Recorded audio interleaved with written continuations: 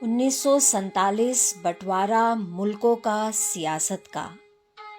हिस्से में आया दर्द, आंसू और नफरत। मुझे गुमान है उन महान औरतों पर, मुझे मान है उन वीर नारियों पर जिन्होंने 1947 बंटवारे के समय अपने परिवार और कुनबे की आन बान और शान के लिए अपने घर के बड़े सिरमौर, अपने दादा पिता को चिंता से निजात दिलाने के लिए, अपने धर्म की रक्षा के लिए निडरता से अपने प्राणों की बलि चढ़ा दी।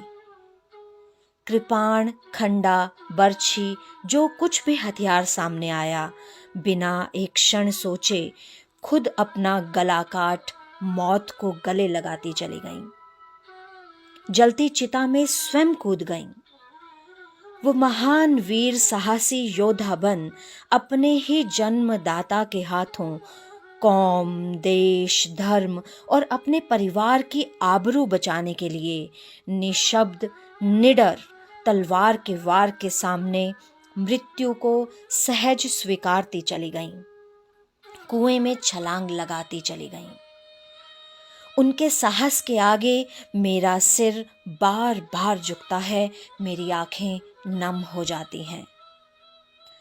आखिर क्यों कोई कृष्ण अवतार, कोई सरबंस का दानी उन्हें बचाने नहीं आया?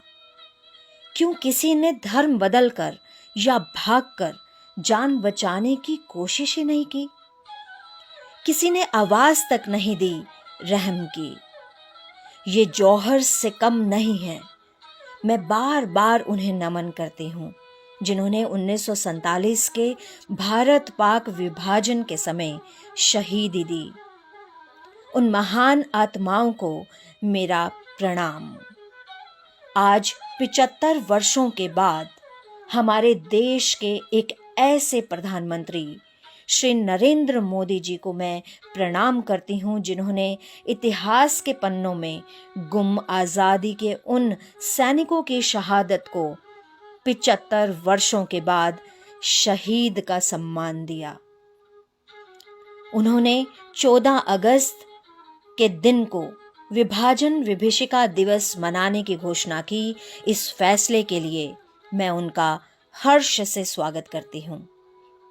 अब लगता है कि उन पवित्र आत्माओं को अपनी भावी भारतीय पीढ़ियों से सम्मान स्वरूप श्रद्धा सुमन जरूर अर्पित होंगे। नरेंद्र मोदी जी को कोटि कोटि धन्यवाद।